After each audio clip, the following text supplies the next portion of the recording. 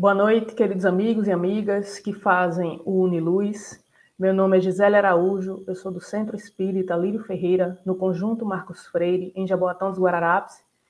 E mais uma vez estamos aqui juntos, né? Mesmo que cada um em sua casa, para refletirmos, para aprendermos um pouco, né? Conversarmos sobre os ensinamentos da doutrina dos Espíritos.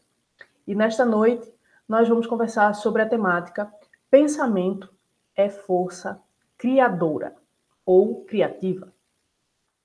Emmanuel, na introdução do livro Pensamento e Vida, nos diz que o pensamento cria a vida que nós procuramos, através do reflexo de nós mesmos, até que nos identifiquemos um dia, no curso dos milênios, com a sabedoria infinita e o infinito amor que constituem o pensamento e a vida do nosso Pai.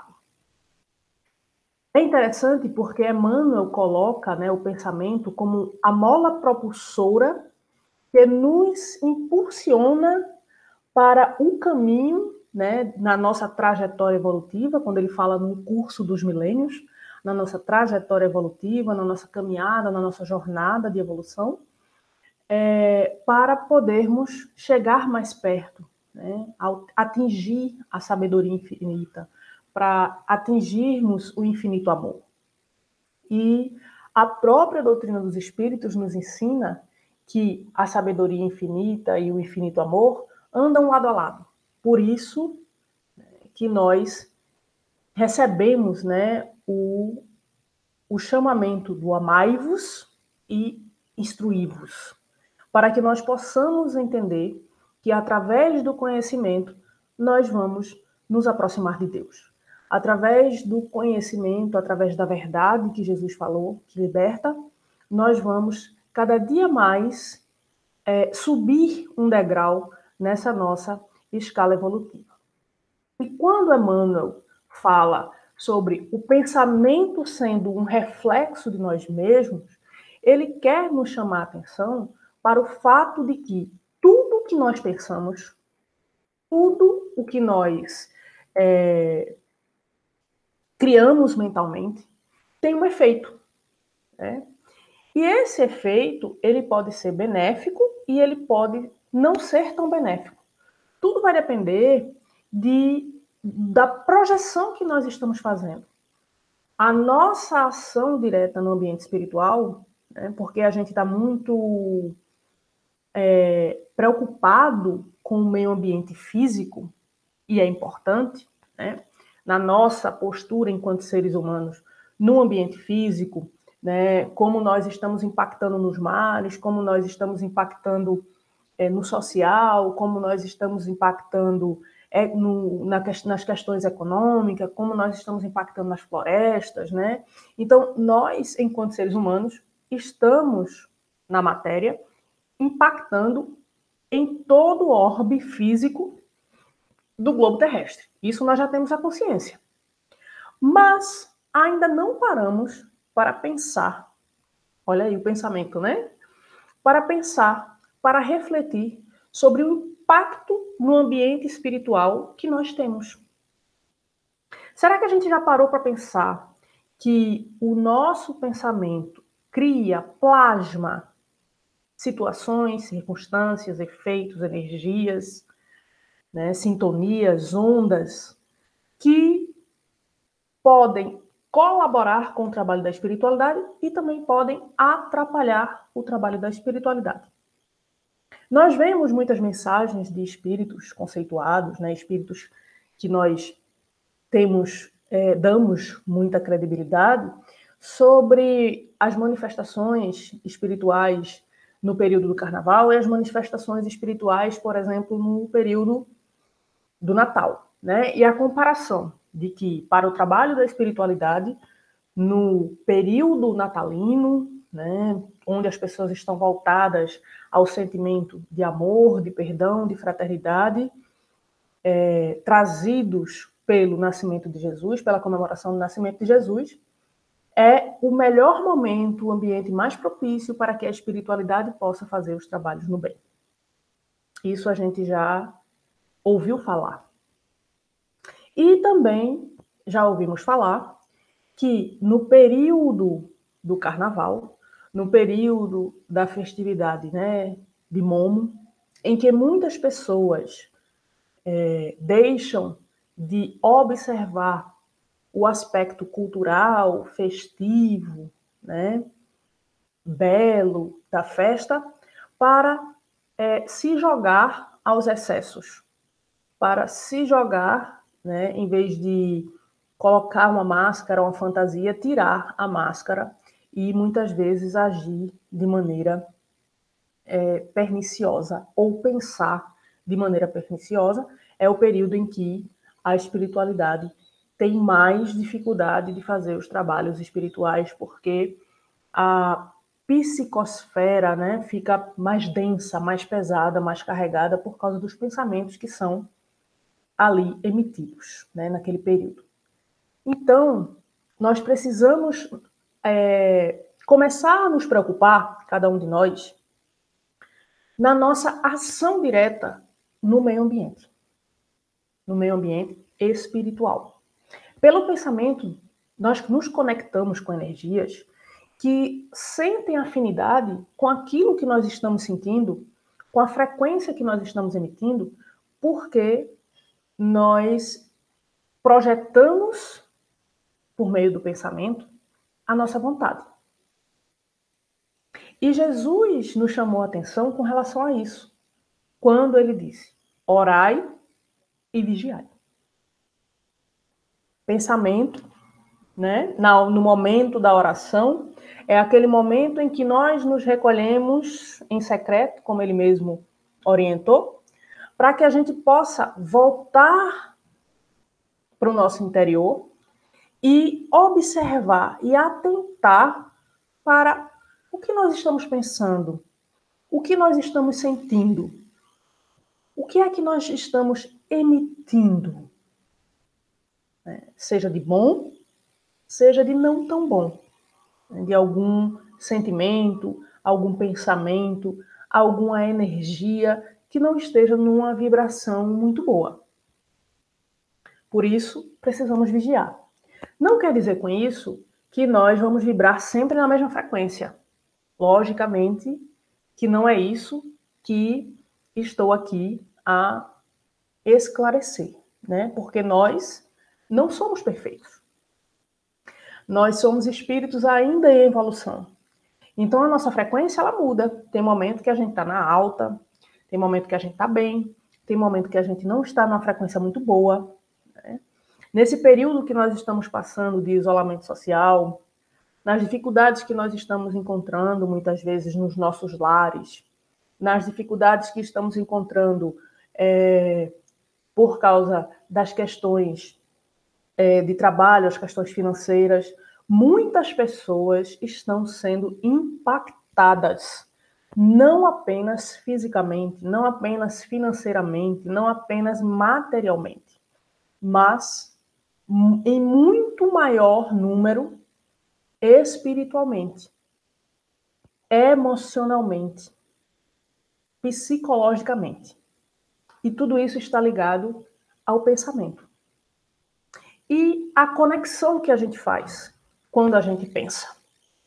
Porque em O Livro dos Espíritos, né, nós conseguimos nos esclarecer com relação a isso. Eu separei 4 perguntinhas que Allan Kardec faz na segunda parte do capítulo 9, da intervenção dos espíritos no mundo corporal, para que a gente possa entender como funciona essa nossa conexão, né? Como é que a gente pode observar, como é que a gente pode entender o nosso, né, o nosso lugar neste ambiente espiritual. A primeira pergunta que eu separei, Kardec questiona o Espírito Verdade sobre a questão da visualização de tudo que nós fazemos pelos espíritos. Então Kardec chega para o Espírito Verdade e pergunta: veem os espíritos tudo o que nós fazemos? E o Espírito Verdade responde: podem ver, pois que constantemente vos rodeiam. Cada um, porém, só vê aquilo a que dá atenção. Não se ocupam com o que lhe é indiferente. Vejam que Kardec não pergunta, veem todos os espíritos tudo o que fazemos. Ele pergunta, veem os espíritos. É importante fazer essa observação, porque pela resposta do Espírito Verdade, a gente compreende que os espíritos veem sim o que nós fazemos. Mas quando ele diz que ele só vê aquilo que dá atenção, ele está dizendo o seguinte, os espíritos bons vão conseguir visualizar aquilo que nós estamos fazendo de bom.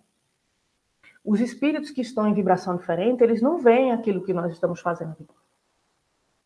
Os espíritos que estão numa vibração inferior conseguem visualizar aquilo que nós estamos fazendo quando nós estamos na vibração inferior também. E aí, se lhe chama a atenção, ele vai dar atenção. E aí se processa a conexão, né? Porque são atraídos por essa energia. E Kardec continua. Podem os espíritos conhecer os nossos pensamentos mais secretos? Imagina. Se nós temos, né, essa possibilidade, né, de acreditar que o nosso pensamento ninguém vê, que a gente pode pensar tudo que a gente quiser, que a gente pode interiorizar, criar mentalmente qualquer coisa e ninguém está vendo, Kardec perguntou, podem os espíritos conhecer os nossos mais secretos pensamentos? E o Espírito Verdade responde, muitas vezes chegam a conhecer o que desejarias ocultar de vós mesmos. Imaginemos, meus amigos e amigas, o quão difícil não deve ser isso para nós se a gente ficar pensando nessa pergunta ou nessa resposta do Espírito Verdade de maneira limitada, né? Isso causaria medo para a gente. E aí ele diz, nem atos, nem pensamentos nós podemos dissimular dos espíritos. Lembrem-se, ele não está dizendo que são todos os espíritos. Ele pergunta se os espíritos podem. Então, não são todos os espíritos que chegam a conhecer aquilo que desejaríamos ocultar de nós mesmos. A gente sabe que espíritos, né, muito superiores, espíritos elevadíssimos, obviamente, sabem o que nós pensamos de mais íntimo. Né? Que a nossa consciência, ela é transparente para Jesus, para Deus, e que nada é oculto que um dia não seja revelado. Não é isso que tem no Evangelho? Então, Emmanuel, também no livro Pensamento e Vida, ele nos alerta justamente com relação a isso. Ele diz, cuidado com o que desejais, porque quando desejamos, nós já criamos. E essa criação, ela vem justamente por meio do nosso pensamento. Porque os espíritos veem as nossas ideias, as nossas emoções, os nossos sentimentos causam projeções. E muitas vezes nós não temos consciência. Nós não temos consciência das nossas projeções, nós não temos consciência dos nossos sentimentos, das nossas emoções, e não temos consciência, às vezes, de quem está ao nosso lado. Né? E tudo aquilo que a gente pensa, tudo aquilo que a gente sente, tudo aquilo que a gente deseja, se transforma em vida e colorido, né, de forma colorida, para aqueles que estão junto de nós. Certa vez, eu conheci uma médium no ambiente de trabalho, faz tempo isso, uns 15 anos, e ela era uma médium um pouco que deseducada, porque ela tinha a vidência, né, de forma muito ostensiva, e ela dizia para todo mundo, quando ela encontrava uma pessoa, ela dizia, tem um espírito assim, né, por que isso? E eu conversei certa vez com ela, dizendo que nem todo mundo está preparado para ouvir, né, para saber quem lhe acompanha, quem está perto, que tivesse um pouco de cuidado com relação a isso. E ela chegou para mim e disse assim: você tem que ter muito cuidado com o que você pensa, com o que você deseja. Porque tem um espírito que lhe acompanha que ele gosta muito de você. Ele tem um sentimento muito forte por você. Não sei de onde surgiu esse sentimento. Ele tem um sentimento muito forte por você. Mas ele não é um espírito educado. Ele não é um espírito evoluído. Leia o Evangelho todo dia, em voz alta. Porque o que você desejar, o que você pensar, ele vai fazer para lhe agradar. Então, se você se magoar com alguém, se você ficar triste com alguém, se você pensar alguma coisa ruim para alguém, ele vai querer fazer alguma coisa contra aquela pessoa porque ele gosta de você. Então, é nisso que, quando Emmanuel diz, né, cuidado com o que desejais, pois, quando desejamos, criamos, muitas vezes está ligado a essa questão de nós não termos, às vezes, consciência de quem nos acompanha. Não termos noção do que nós estamos projetando, do que nós estamos, de quem nós estamos impactando, né?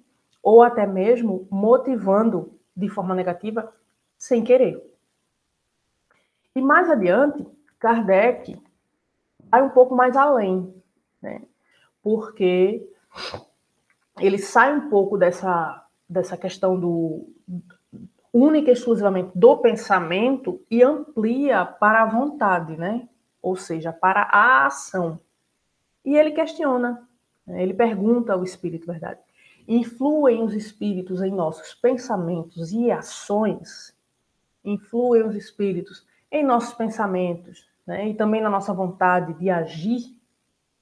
E aquela resposta que todo mundo conhece, influem de tal maneira que, de ordinário, são eles que vos dirigem.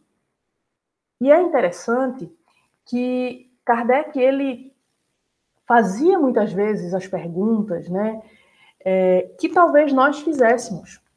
Porque quando nós paramos para pensar nessa pergunta, da mesma forma da anterior, se a gente pensar de uma maneira muito limitada, a gente fica um pouco com medo. Como assim? Eu sou dirigida pelos espíritos? Os espíritos é que comandam, né, que interferem no meu pensamento? Os espíritos, eles interferem nas minhas ações? Eu não tenho livre-arbítrio? Temos, né? E é importante, mais uma vez, ressaltar que Kardec, ele não diz, ele não pergunta que tipos de espíritos, ou se todos os espíritos. Ele coloca de forma geral, genérica, os espíritos. Então, os espíritos bons, se nos influírem, se nos dirigirem a vida, isso é ótimo, porque são espíritos bons. Agora, o problema vai ser se não forem espíritos bons. E é aí que está o nosso livre-arbítrio. É aí que está a diferença. Por quê? Por mais que os espíritos nos influenciem, o livre-arbítrio, a responsabilidade da ação é nossa. Porque nós podemos discernir e decidir, né? E aí Kardec pergunta, na sequência, como é que nós podemos distinguir os nossos pensamentos dos que são dos espíritos? Como é que eu posso distinguir os nossos próprios, dos que nos são sugeridos? E o Espírito Verdade dá uma resposta que eu achei muito interessante, muito curiosa, porque eles dizem que quando um pensamento nos é sugerido, é como se alguém nos falasse, né? Se a impressão que alguém tivesse soprando, falando ao nosso ouvido. Geralmente, os pensamentos próprios são aqueles que vêm em primeiro impulso, né? Em primeiro lugar. E o que é interessante é que os espíritos dizem: não é de interesse nenhum nós estabelecermos, vós no caso, estabelecerem essa distinção. Não importa se o pensamento é meu, é seu, ou é de um espírito. O que importa é o que nós vamos fazer com ele. não fazendo a obra, né, de maneira equivocada. Se nós decidirmos pelo bem, é voluntariamente que nós estaremos praticando. Se tomarmos o mau caminho, maior será a vossa responsabilidade.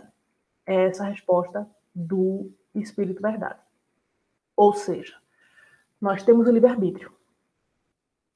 Nós podemos ter um pensamento que nos é sugerido e nós temos os nossos próprios pensamentos. Mas podemos entender que o nosso pensamento é a energia, o impulso, né, elétrico que vem. E a nossa vontade é o veículo dessa energia, que é o nosso livre-arbítrio, que vai fazer com que a gente haja, com que a gente tome a iniciativa de atender aquele pensamento. A qualidade e a intensidade que nós vamos empregar para atender esse pensamento são direcionadas por essa vontade, pelo nosso livre-arbítrio, pela capacidade que a gente tem de discernir se a gente vai fazer o bem ou se a gente vai tomar o caminho diferente.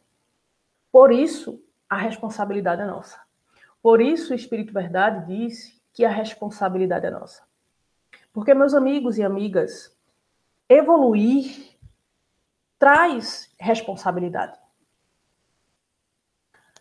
Muito não será muito mais cobrado a quem muito foi dado? Não é assim que diz? Muito será cobrado a quem muito foi dado. Então, a partir do momento que a gente evolui, seremos mais cobrados. Seremos mais exigidos, porque temos mais conhecimento, temos mais preparação, né? Evoluir traz isso. E é preciso nós entendermos que amar e amai-vos instruí-vos, né? Aprender a amar e nos instruir no processo requer um esforço, requer mudança, requer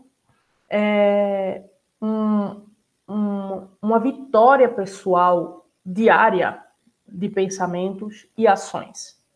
É preciso nós mudarmos, é preciso modificar a frequência.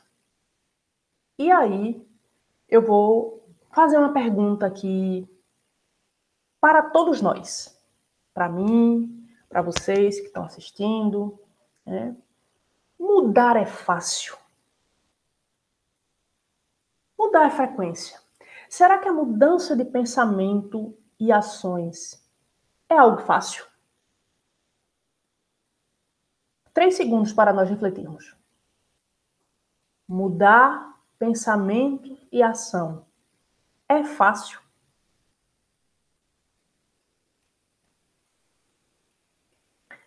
Pelo nosso contexto social, pelo nosso contexto cultural, pelo nosso contexto familiar, quando nós vamos analisar as nossas vivências, o nosso dia a dia, a nossa condição evolutiva, espiritual, de imperfeição, muitas vezes, na maioria das vezes, nós vamos dizer que mudar não é fácil. Nós vamos achar que a mudança não é fácil.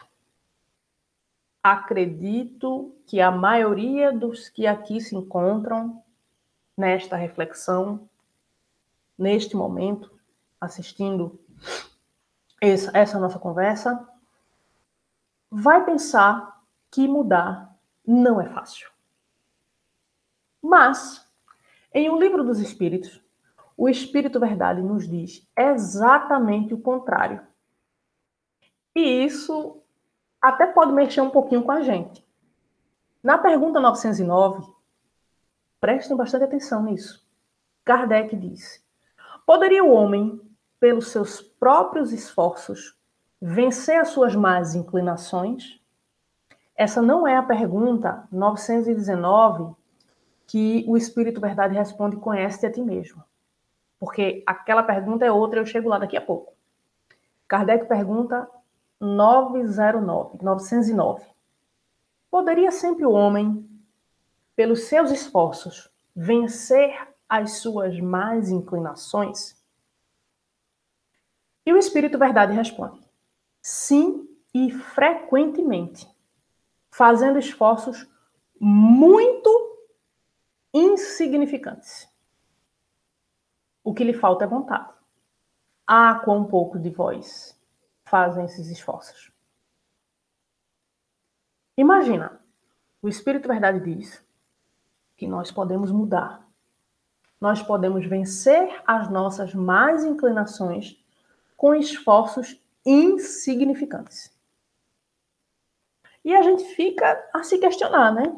Poxa, mas é tão difícil. Quando a gente para refletir, quando a gente faz as nossas promessas de final de ano, ou de segundas-feiras, né? Ou de final de pandemia, quando terminar esse processo eu vou sair melhor, né? Estamos trabalhando para isso, para não ser um período em vão, para que a gente possa aprender alguma coisa com esse período. E aí a gente vê, a gente pensa, a gente acredita que é difícil, mas tem um Espírito Verdade que diz para a gente o seguinte: é um esforço insignificante. Como pode isso?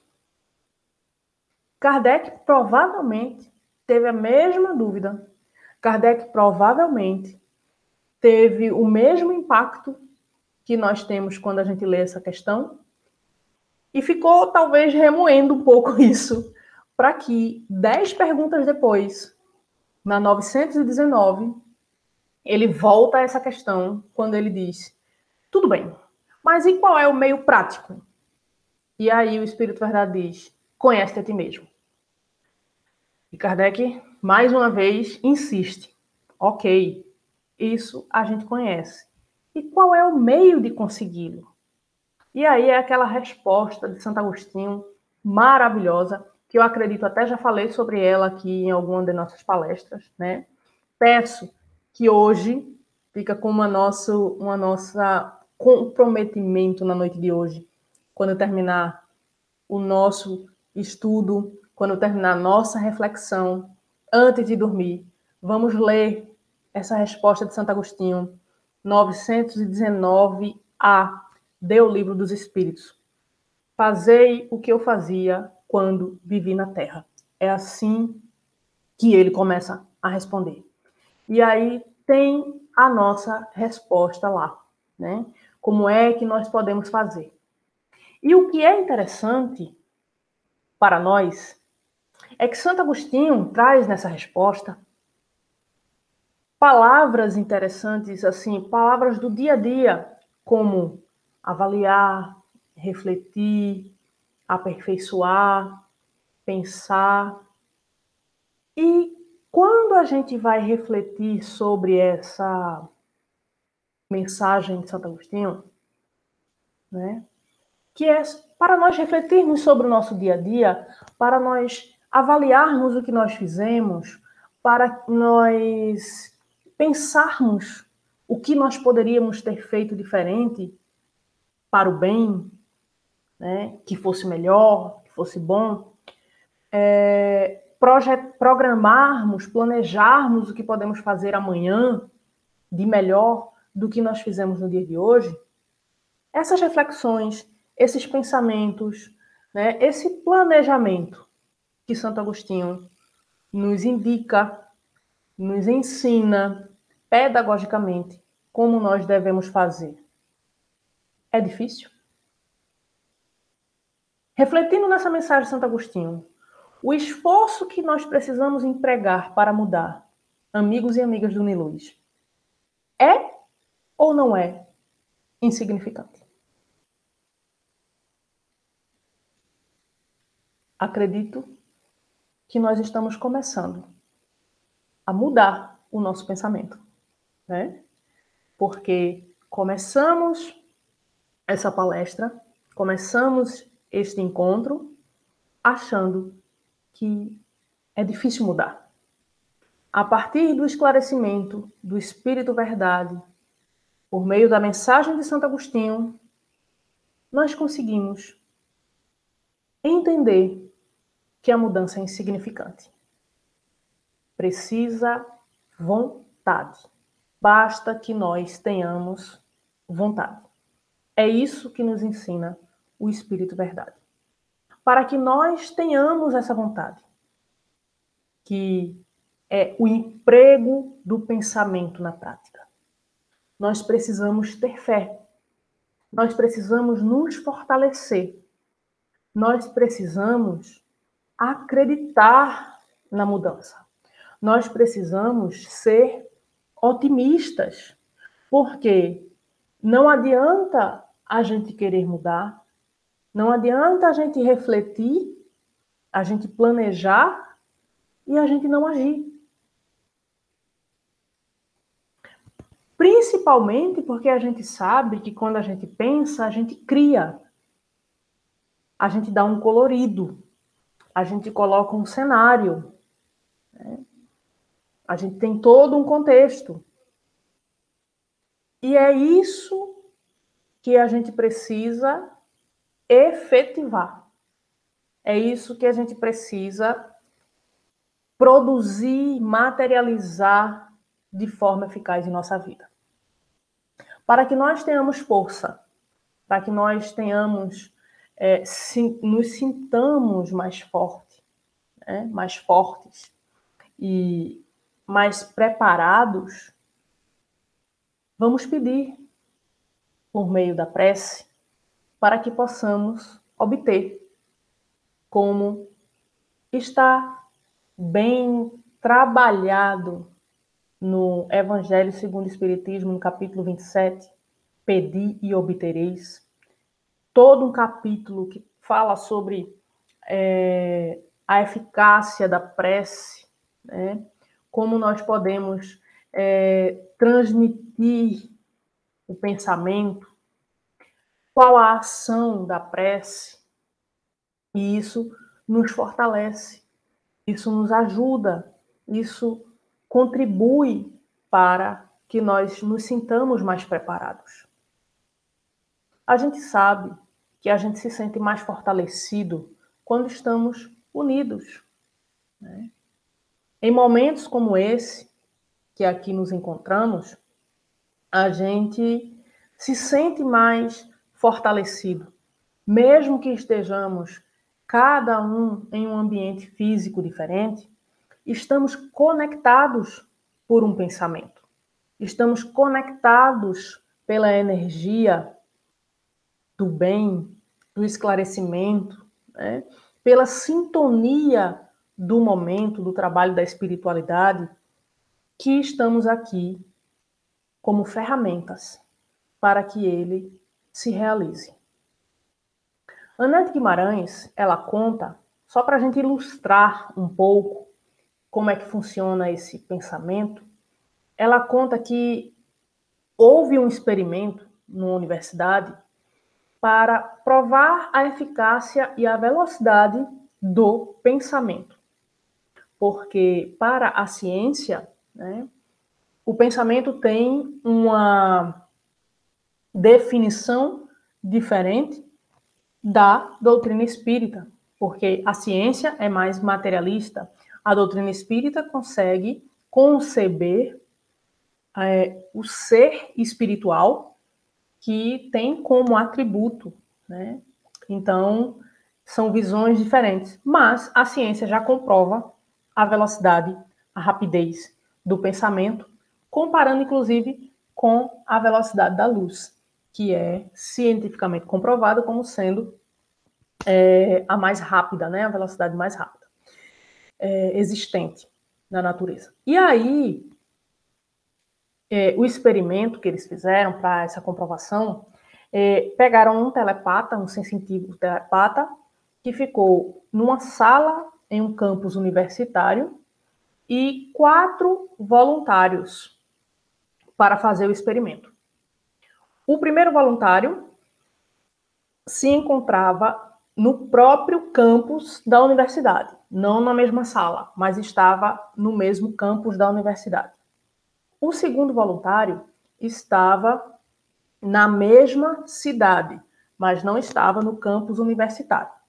O terceiro voluntário estava no mesmo estado e o quarto voluntário estava em outro país, num outro continente. Então, para a gente deixar isso mais ilustrativo, vamos imaginar que o sensitivo, o telepata, ele estava numa sala dentro da Universidade Federal de Pernambuco. O primeiro voluntário estava no campus da Universidade Federal, mas não no mesmo prédio, na mesma sala, estava em algum lugar no campus da universidade. O segundo voluntário estava em Recife, mas não estava dentro do campus. O terceiro voluntário estava em Pernambuco, mas não em Recife. Estava em qualquer outra cidade que não seja Recife. E o quarto voluntário estava em Portugal, em outro país, em outro continente. Certo? Só para a gente ilustrar. Não sei os dados, não sei em que locais eles estavam, mas é só para a gente ter uma ilustração. E qual era o experimento? Em um determinado horário, dia e horário, certo? Cada um dos voluntários iria em algum lugar, por exemplo, o voluntário 1 que estava no campus da Universidade Federal, ele ia caminhar dentro do campus, ia parar em algum lugar aleatório que ele iria escolher. O segundo ia fazer isso dentro do Recife, o terceiro ia fazer isso dentro do Pernambuco, na cidade onde ele estivesse, e o quarto ia fazer isso em Portugal, em algum lugar onde ele estivesse.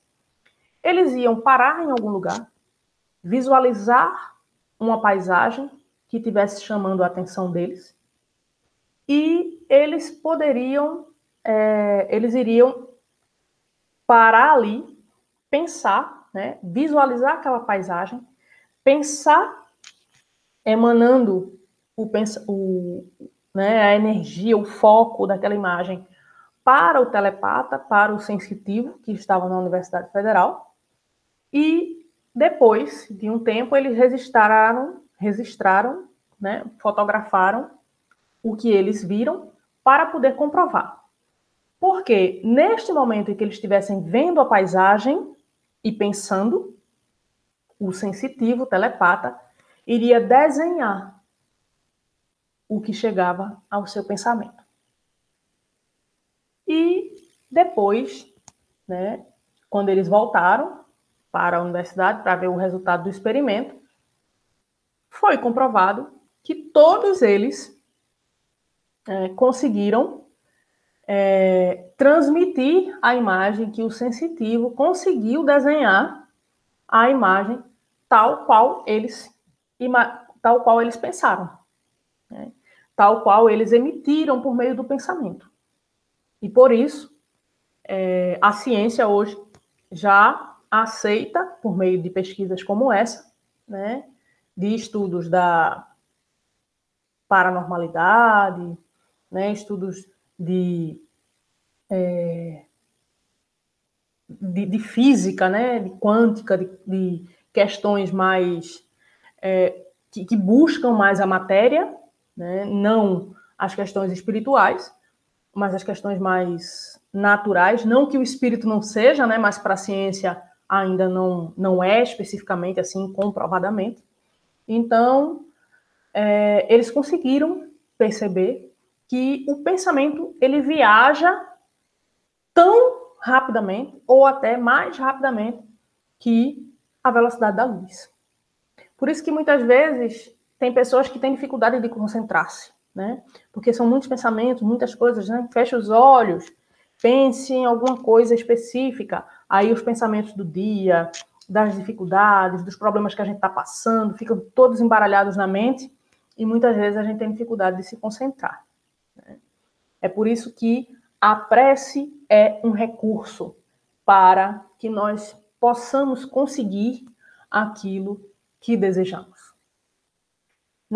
No item Eficácia da Prece, do capítulo 27 do Evangelho segundo o Espiritismo, no item 5, tem uma mensagem, né, uma frase que encontra-se no Evangelho de Marcos, capítulo 11, versículo 24. Seja o que for que peçais na prece, crede que o obtereis e concedido vos será o que pedirdes. Seja o que for que peçais na prece, crede que o obtereis e será concedido o que pedirdes. Vejam que responsabilidade. Por que será que isso acontece?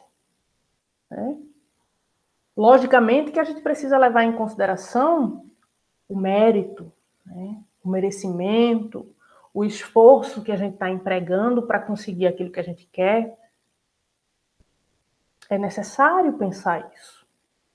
E é importante lembrar que, infelizmente, tem pessoas que, por meio de concentrações chamadas de prece, pedem coisas que não são boas.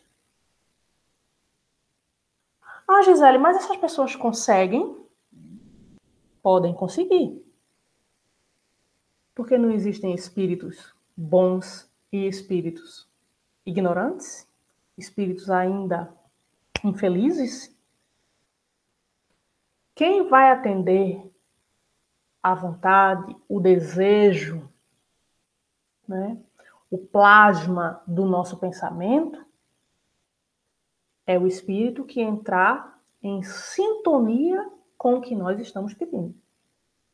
É o espírito que se afeiçoar àquela energia que nós criamos com o pedido, com o pensamento. E muitas vezes a gente pede e não observa os recebidos, os recebimentos. Conta-se que um senhor de muita fé, ele estava tendo uma enchente, uma analogia bem curtinha sobre a questão da fé, a fé raciocinada, e a fé fanática. E um senhor estava numa cidade que ele era uma pessoa de muita fé, muito religioso, vivia dentro da igreja, e teve uma enchente. E ele estava em cima da casa pedindo socorro a Jesus. E chegaram os bombeiros e ele disse que não iria, que Jesus iria salvar ele. E aí os bombeiros foram embora. E chegaram algumas pessoas no barquinho que estavam passando, fugindo da enchente. Vamos, meu irmão, vamos! E ele, não, Jesus vai me salvar. E veio um helicóptero, ele, não, Jesus vai me salvar. E aí ele morre afogado. Quando ele chega no céu, aí ele se encontra com Jesus e diz, mas Senhor, eu estava ali, acreditei no Senhor, vivia na igreja, esperei o Senhor me salvar e o Senhor não me salvou. E Jesus disse para ele, eu mandei 3 ajudas. Eu mandei os bombeiros, eu mandei o barquinho e mandei o helicóptero. Você que não quis. Então, muitas vezes, nós pedimos errado e muitas vezes nós não entendemos o que nós recebemos. Por que eu digo isso? A gente tem o hábito de dizer assim, Senhor, eu quero paciência. E aí a gente está falando de mudança, Senhor, eu queria ser mais paciente. Paciência é uma conquista, certo? Para que nós possamos ser pacientes, para que nós possamos atingir ou conquistar a paciência, a gente precisa passar por provações. A gente precisa passar por testes.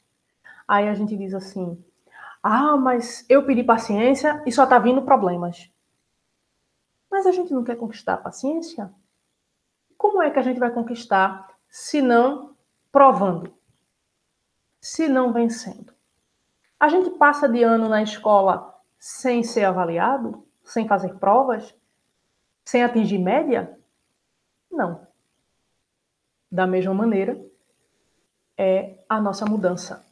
Os nossos pedidos serão atendidos e muitas vezes a gente pode não entender. Eles serão atendidos, mas a gente pode não entender, não perceber e até não aceitar. Porque a gente ainda é imperfeito. E por isso a gente às vezes erra. A gente não aceita, a gente não compreende. Tem um exemplo no próprio capítulo do Evangelho, né, nesse item Pedi e obtereis, que fala que um homem está perdido no deserto, morrendo de sede, a sede martirizando, e ele cai quase que desfalecido por terra, né, a terra do deserto, quente, e ele pede a Deus que o ajude, que o assista naquele momento. E nenhum anjo aparece, se materializa para dar água a ele. Mas tem um anjo que lhe sopra, um espírito que chega e lhe sopra o caminho correto. Um esforço um pouquinho maior, ele está perto de uma fonte. Então o bom espírito induz ele e indica que se ele levantar aí, se esforçar um pouquinho, ele vai encontrar água. E por um movimento maquinal, né, de súbito, ele levanta, reúne as forças que lhe restam e vai andando pelo caminho que lhe foi intuído e ele descobre a água. E aí, dizem os espíritos no texto que se ele é uma pessoa de fé, ele vai dizer: obrigado, meu Deus, pela ideia, pela intuição, pela inspiração e pela força que o Senhor me deu. Se ele é uma pessoa que não tem fé, se ele é uma pessoa que não observou essa ajuda, ele vai dizer: como eu tenho sorte. Que boa ideia que eu tive, que peguei o caminho correto. Não peguei a esquerda, peguei a direita. Veja que nós temos atitudes diferentes. Nós temos ações diferentes. A doutrina espírita nos esclarece acerca da transmissão do pensamento. Quando nos esclarece por meio dos esclarecimentos do fluido cósmico universal, da energia espiritual, que nós não somos seres físicos apenas, que somos seres, né, integrais, como Joana de Ângeles nos esclarece no seu livro, que somos seres espirituais. E para isso, nós precisamos orar e vigiar. Pensar cada vez melhor para podermos pedir cada vez melhor e emitir cada vez melhor as nossas energias, as nossas vibrações, os nossos sentimentos e as nossas emoções. Isso, meus irmãos, a gente precisa fazer agora. A gente não pode deixar para amanhã, porque o pensamento é a força criadora que vai funcionar como mola propulsora da nossa vontade, para que a gente possa mudar diariamente, empregando o nosso esforço insignificante, como nos esclareceu o Espírito Verdade. Diariamente, como Santo Agostinho nos indicou, paulatinamente, de forma que a gente possa, cada dia mais, cada dia ser um pouquinho melhor do que a gente foi no dia anterior. Que hoje eu possa ser um pouquinho melhor do que eu fui ontem. Porque o hoje é real. O hoje é a possibilidade que nós temos. O amanhã, o futuro, ainda não existe.